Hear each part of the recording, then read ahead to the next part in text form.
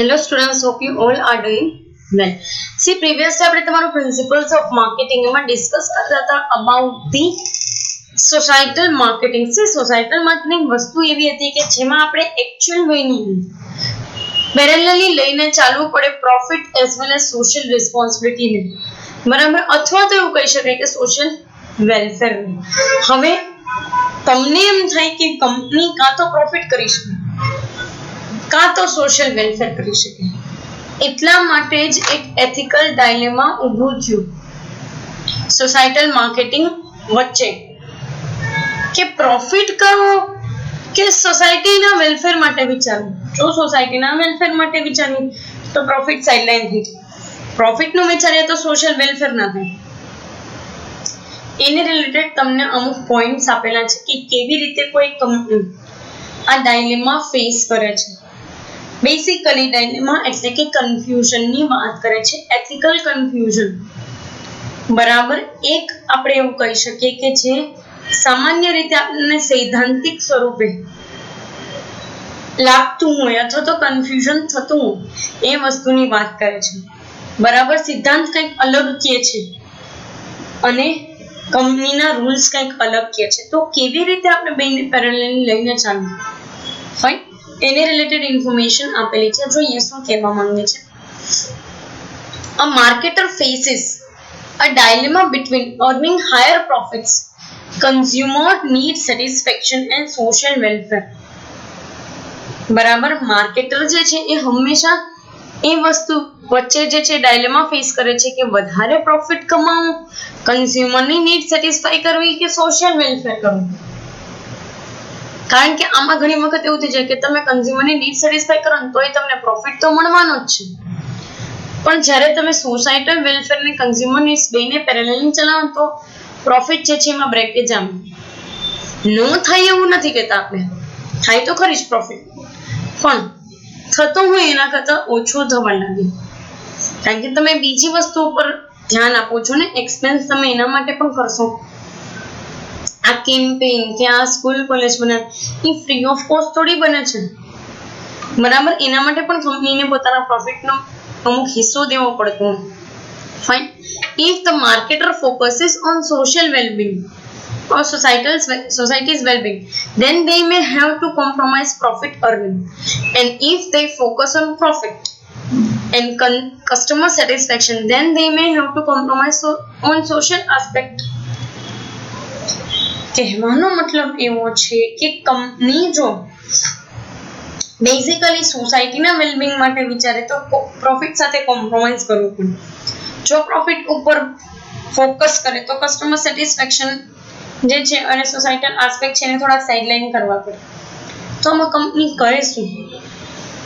કારણ કે કંપની જો ખાલી પ્રોફિટ માટે લોકોની સાથે કંઈ એથિકલી રોંગ કરશે તો કંપનીની ઇમેજ ડાઉન થશે.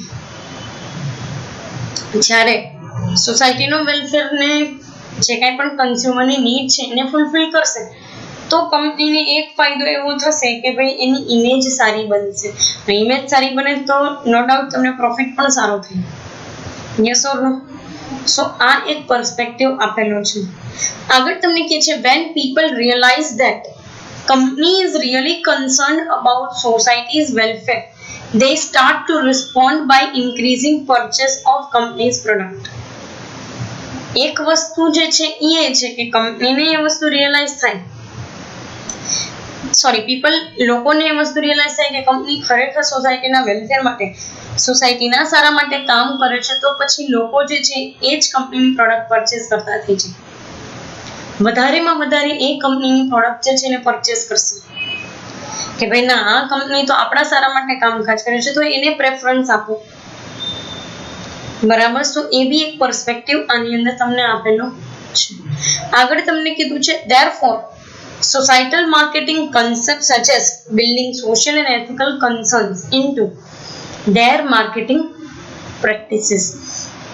એટલે સોસાયટલ માર્કેટિંગ કન્સેપ્ટ એવું કહે છે કે તમે એટલીસ્ટ સોશિયલ ને એથિકલ જે છે એ કન્સર્ન બિલ્ડઅપ કરો, બરાબર. તો એના લીધે ફાયદો તમને શું થશે તો કે તમે પર્ટિક્યુલરલી જે છે એ સોશિયલ રિલેશન જે છે એને બિલ્ડઅપ કરવા લાગશો.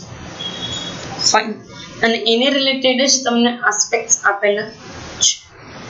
આગળ તમને કહે છે balance this conflicting criteria or consumer satisfaction, profit and society's wellbeing. અને બેલેન્સ લઈ આવો કઈ વસ્તુમાં? તો કે સોસાયટીના વેલફેરમાં, કન્ઝ્યુમર સેટિસ્ફેક્શનમાં અને પ્રોફિટ ત્રણેય. તમે આ ત્રણેય વસ્તુ સારી રીતે કરશો તો તમને ઓટોમેટિકલી ફાયદો થવા લાગશે. ફાઇન. સો એ એક પર્સપેક્ટિવ જે છે એ આની અંદર તમને આપેલું છે. આગળ જોઈએ, તમને એક આસ્પેક્ટને રિલેટેડ એક વસ્તુ આપેલી છે, એક ડાયાગ્રામેટિકલ ફોર્મેટ છે કે આ ત્રણેય એલિમેન્ટ ભેગા થઈને સોશિયલ માર્કેટિંગ અથવા તો સોસાયટલ માર્કેટિંગ બને છે. પણ આ ત્રણેય વસ્તુ ભેગી કેવી રીતે થાય, કેવી રીતે કંપની જે છે આ ત્રણેયનું બેલેન્સ જાળવી શકે, એની રિલેટેડ જ આપણે સમજવાનું છે. પહેલા લઈએ સોસાયટીનું વેલબિંગ અને વેલફેર, આ આસ્પેક્ટને. જો એક વસ્તુ તમને બહુ સિમ્પલ મેનરની અંદર કહું છું. જો આજે હું એક બહુ મોટું કોર્પોરેટ હાઉસ છું, હું સ્કોલરશિપ આપીને મારી સ્કૂલ, મેં એસ્ટાબ્લિશ કરેલી સ્કૂલની અંદર, સ્કૂલ અને કોલેજની અંદર વિદ્યાર્થીઓને ભણાવું છું. મેં હોસ્પિટલ જે છે એ એક ટ્રસ્ટ બનાવીને એસ્ટાબ્લિશ કરી, એટલે લોકો જે છે એને ઓછા જે છે એ પૈસાની અંદર લોકોના ઓપરેશન્સ ને એની સર્જરીઝ જે છે એ થાય એવા એફર્ટ્સ કરું છું. હું લોકોને જેટલા બેનિફિટ મળી શકે એટલા આપું છું as a social organisation or as a business organisation.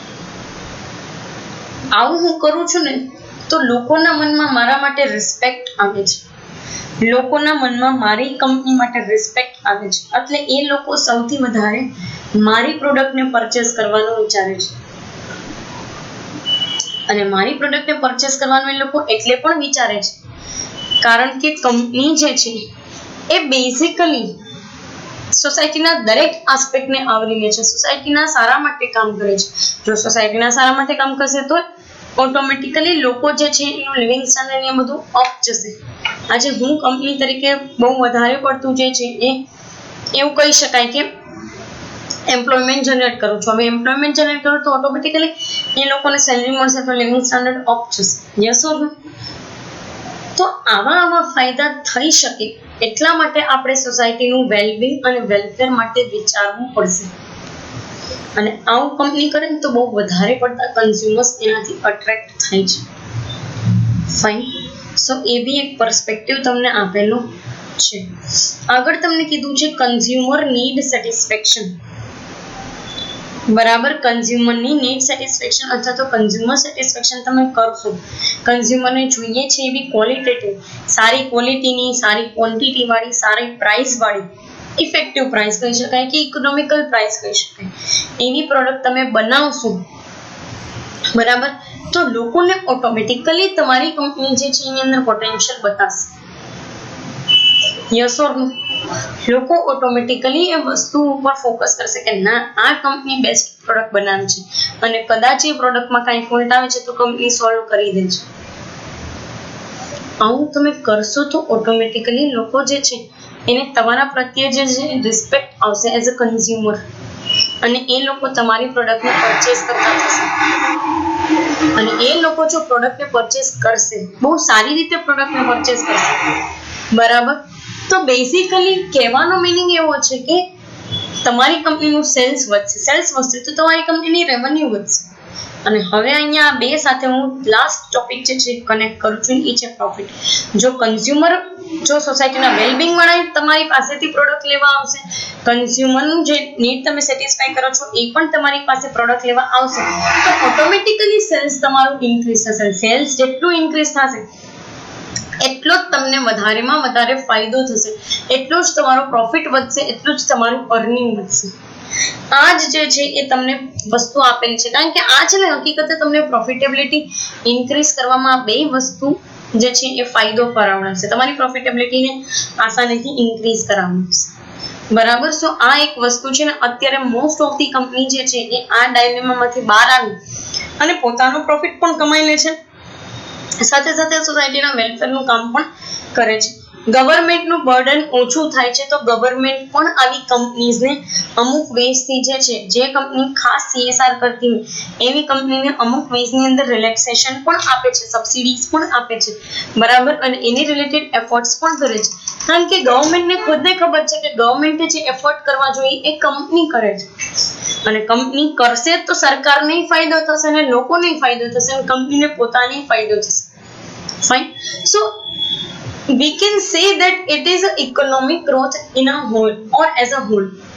Fine. કારણ કે સીધી વસ્તુ છે કે તમે જેટલા લોકોને અંદર લેવા માંગો છો, જેટલા ડેપ્યુટ લોકો છે એને અંદર લેવા માંગો છો, બરાબર, તો એ લોકો ઓટોમેટિકલી તમે એની સાથે વર્કઆઉટ કરશો, બરાબર, ઓટોમેટિકલી તમે એના સારા માટે કામ કરશો તો એ તમને ઓળખતા થઈ જશે, બીજા 5 લોકો નહીં કહેશે, અને આનાથી કંપનીને ફાયદો જ થાય છે, કઈ નુકસાન તો થતું નથી, કંપનીની ઇમેજ સારી બને છે ઉલટાની, બરાબર. તો બધા ફાયદા એક સાથે છે સોસાયટલ માર્કેટિંગ કન્સેપ્ટમાં, અને એટલે જ કંપનીઝ જે છે આના ઉપર ફોકસ કરે છે, બરાબર. આ સેશનની અંદર આપણે ડાયલેમા અને એની સાથે સાથેના આસ્પેક્ટ્સ ડિસ્કસ કર્યા. કમિંગ સેશનમાં આપણે ડિસ્કસ કરશું about the advantages and disadvantages of સોસાયટલ market. Particular આ સેશન માટે અહીંયા સુધી રાખીએ. Thank you so much.